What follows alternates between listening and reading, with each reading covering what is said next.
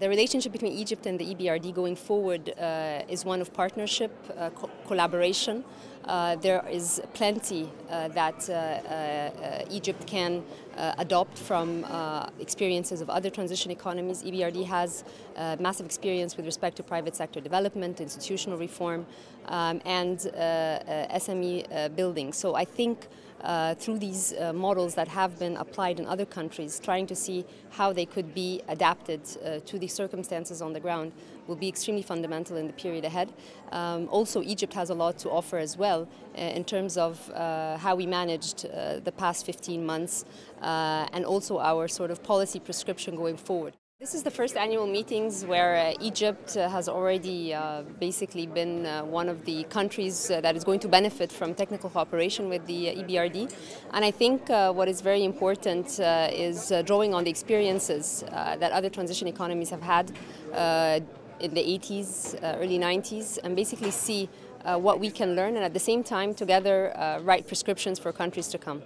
So the key here is to ensure that we have legitimate reforms going forward where the promise of change involves everyone on the table. So it's more of an inclusive growth. So you have a legitimate process for democratization, involvement of stakeholders in reforms, and therefore the patience that is much needed in this period is something which we are able to achieve.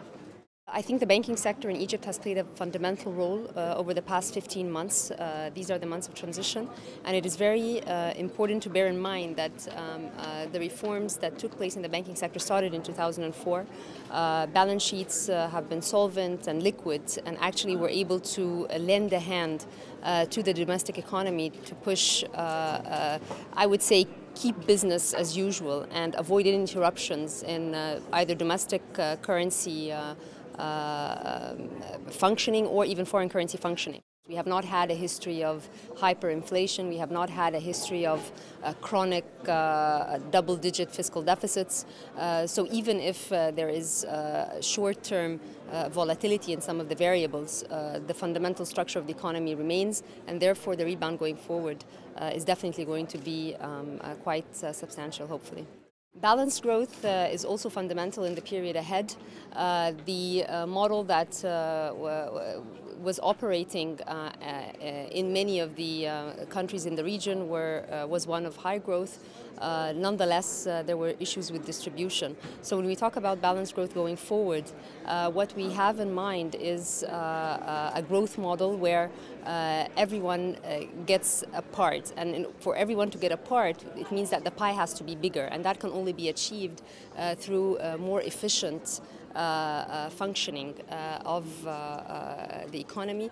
Balanced growth means that you have a government which is a strong regulator, but at the same time you have a private sector which is able to act, is able to invest, is able to produce the jobs which are much needed, and at the same time you have inclusiveness from civil society and from stakeholders and so forth. Balanced growth also means that there are checks and balances, so that the sectors which have been deprived of acting and helping being engines of growth in the period ahead can actually contribute. And here, of course, the focus in Egypt, as other countries in the region, is on the SME sector, on providing them with financing, technical assistance, also the informal sector, which is quite substantial, try to bring them on board so that the growth that will come out is not one which is only dependent on big corporates or big private sector, but more diversified with more levers that basically push the growth going ahead. It's a two-way relationship, and one where we are very happy to be part of and look very much forward to building on and pushing ahead.